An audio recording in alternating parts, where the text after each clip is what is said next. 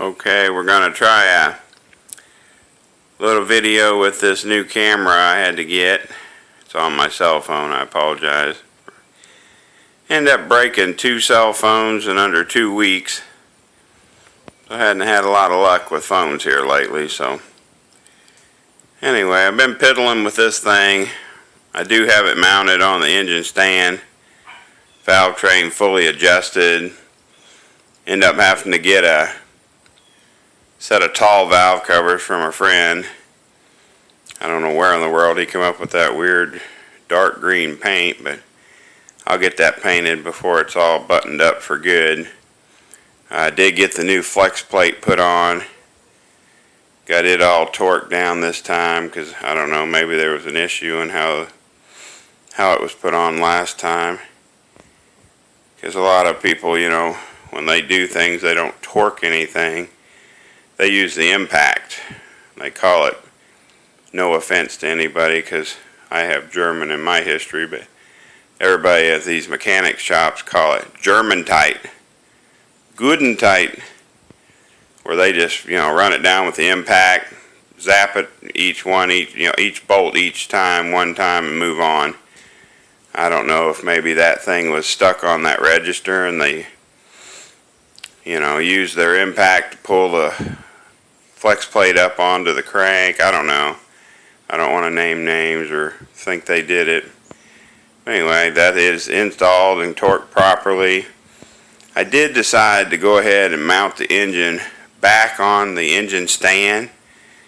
And then of course I can't connect the engine hoist where it is now, so I'm going to try to just rig up a chain or just some way to stabilize it off the front bracket system, because I'm going to run the engine on the stand and make sure the rocker arms and the valve train sounds good, make sure my rear main's not leaking. I was going to use this, try not to overexpose the camera. I borrowed a buddy's engine cradle, which he said he had used several times before to do a run-in on an engine sitting on the ground.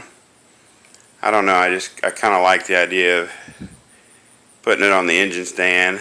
I mean, my engine stand does have 4 wheels instead of 3, so it's a little bit more stable than your basic 3-wheel design. And then I'll of course hook the engine hoist to it just in case it wants to get squirrely and try to flip over or something crazy.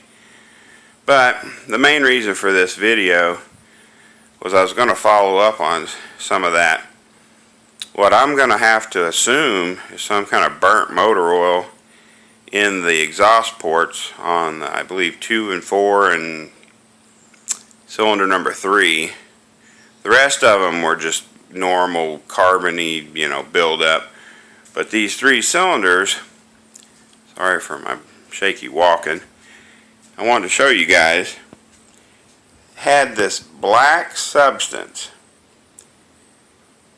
built up. This is just flakes of it, just sheets of this black substance that I cut off using just a cheap little razor knife. And if you look at it, it almost looks like, gosh, I don't know, it doesn't smell like burnt oil, or like you would think burnt motor oil would smell like, but it has almost a weird rubbery texture to it. Just sheets of it. I mean, it could be some type of gosh, I don't know, assembly lube, or because I used a lot of the Iski Rev paste when I did my valve train. I think we used that engine assembly lube with the high moly content. I just don't know for sure. I'm assuming it's going to be coming down past the guides or possibly the rings, because I did notice while I was working on the heads that the umbrella seals, because for some reason he didn't set it up for a positive seal like I thought he was going to, but the umbrella seals in the engine were all pushed up, were all right below the retainer. And I don't know if that would hurt anything or not, but I took a screwdriver and gently pushed them all back down over the valve guide at the top to see if that would help any consumption. We did make, I don't know if anybody's seen that yet,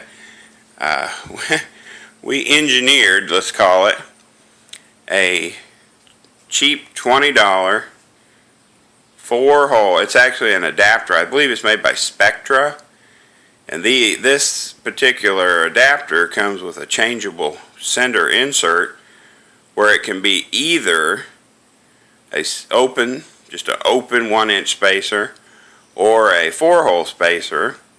Well, I had decided that I wanted to try to help some of my bottom end by running a 4-hole spacer on that short, it's kind of a mid-rise single plane intake, but it's kind of hard to see, but if you look in those front ventures where there's a hole that goes in between, right, goes straight through both of the front ventures and then connects to the main hole we drilled through the, you know, these things are not perfectly square, so you have 2 ends and 2 sides.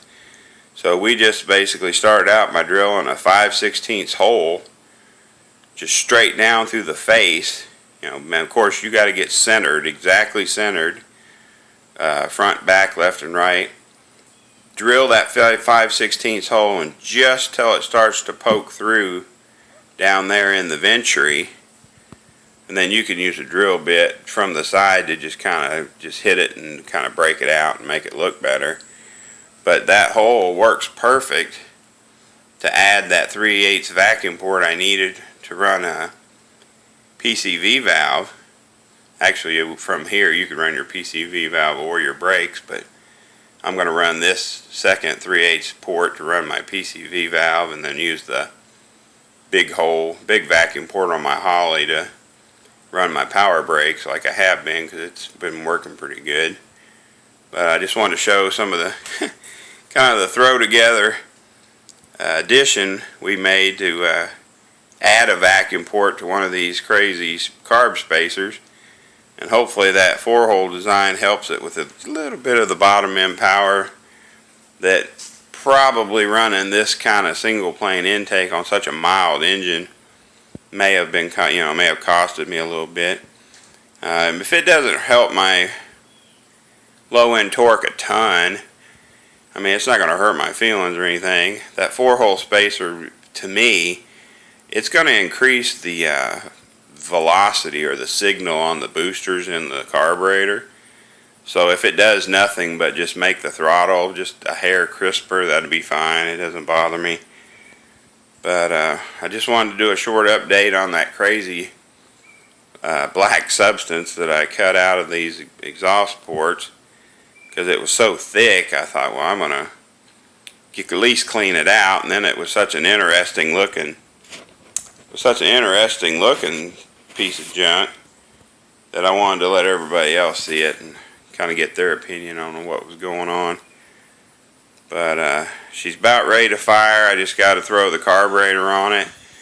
I have decided that I'm going to run it without the accessories hooked up, no water pump turning, because I have modified, if you'll look at this old radiator hose, I have a bottom radiator hose, which if anybody runs these are a huge restriction to cooling, because no matter what this little adapter bell fits, you know, on your output of your water pump, the bottom of your radiator outlet, whatever, the inside of that flexible stainless steel tube is really small.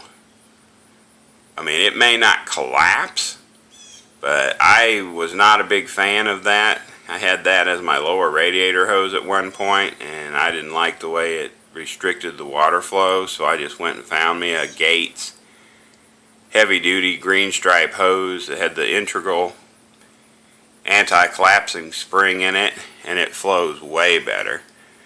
But anyway, I went to the hardware store, found this little adapter piece, and of course if you've ever seen these stainless steel hose setups, they come with those little sectional sleeves and inserts that you can slide inside of them to make them fit just almost any size hose or outlet.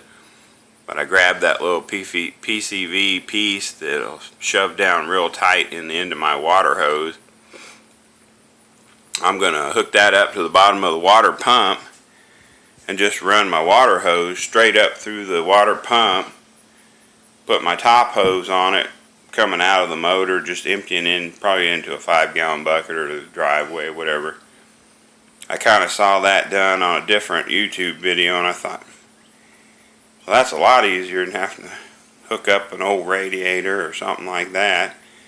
I'll just run the water hose up through there, so at least it has a little bit of cooling, because it doesn't have to run to break in the cam or anything like that. I just want to make sure that the new rocker arms and valve train are adjusted properly. Maybe play with it and just listen to it and make sure I don't hear any weird noises. Make sure the new rear main seal is good and leak free. And it's just kind of fun to use these old, what are these called? Those little shorty headers that originally I bought to put on my S10 and then got gun shy and decided it wasn't going to work. But in hindsight, all the headaches of running the long tubes, unless you're wanting to race and get every bit of power and ET out of it, just either run a quality cleaned up stock manifold, or just buy a set of these shorty headers. Because my God, fighting with those long tubes, having to relocate your oil filter because you cannot remove the oil filter without removing the header. I mean, the long tubes may make more power, but you pay for it. So anyway, you can see on this tube where we were practice welding, we were trying to learn how to weld thin walled steel so we could seal up the quote unquote long tube slip fits. So this old short dumped header got sacrificed. It don't have any holes in it, just looks uglier than you know what. So anyway, that's where we're at. I'm hoping today to get this thing fired up, be able to hear it, make some noise, and have fun. So anyway, hopefully this video ain't too bad. I know this camera's not near the quality of what I had before, and I'm still shaky Jake. So anyway, I'll talk to you guys later.